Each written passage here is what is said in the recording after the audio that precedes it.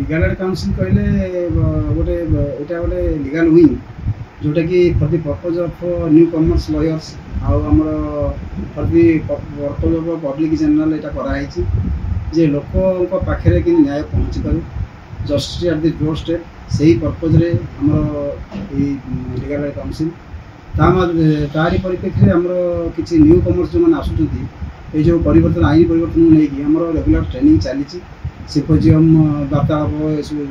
तार आर्गुमेंट ये सब जिन चली से मध्यम आम चेष्टा करें जी आक्वेंटेड हो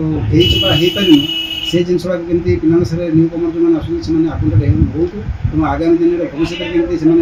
प्रॉपर्ली प्रेजेंटेशन करेंगे से चेष्टा कर लीगल एड काउंसिल जो फाउंडेशन पड़ा से लक्ष्य रखा जोड़ाई जिनस गोटे अति दलित निष्पेषित असहाय जो मैंने टर्चर होती समाज में उपादेय हम एम कौन प्रकार मैंने न्याय व्यवस्था वंचित न हूँ से उद्देश्य रही द्वितीय उद्देश्य रही आम जो न्यू कमर्स लयर्स मैंने आस प्रॉपर्ली प्रिपेयर ना से कोर्ट आर्गुमेंट करें कि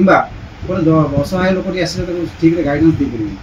तो गाइडेंस देवाई भल वकिल कि भल लयर्स दरकार भल मजिस्ट्रेट दरकार तेणु से क्षेत्र में आक्वेंटेड नहे से काली सी लोक ठीक न्याय दे पारे ठीक गाइडेंस भी करें तेणु भूल गाइडेंस सब दरकार पड़े मैं जो असहाय लोकटा भी जोटा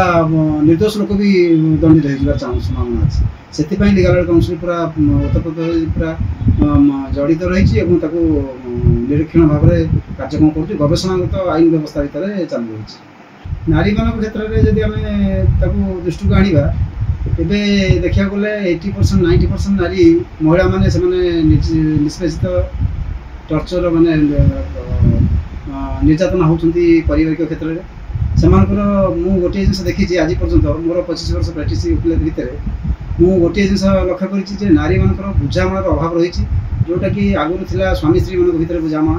घर परिवार भर बुझामणा गोटे नारीटे बाहला तार शाशु शशुर मान ड्यूटी तार स्वामी तार कर्तव्य यू जिन बुझामणार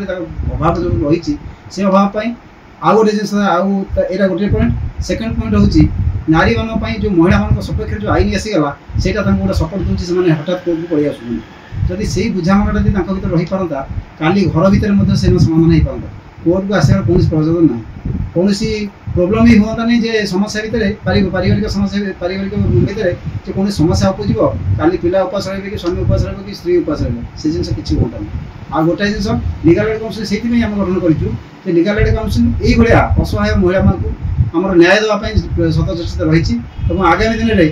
दीर्घ 2017 मसीह आज पर्यटन तार चालू रखी कार्यक्रम और आगामी दिन में केमती गाँव गाँव में पहुँचब और गाँव लोक मान घरे पहुँचब और न्याय व्यवस्था केमती अच्छी कौन अच्छी सुदृढ़ता विषय बुझेब से उद्देश्य नहीं लीगल एड काउंसिल गठन कराई जिते असहाय लोक अच्छा से यार सुजोग नहीं पारे महिला और शिशु व्यवस्था रही।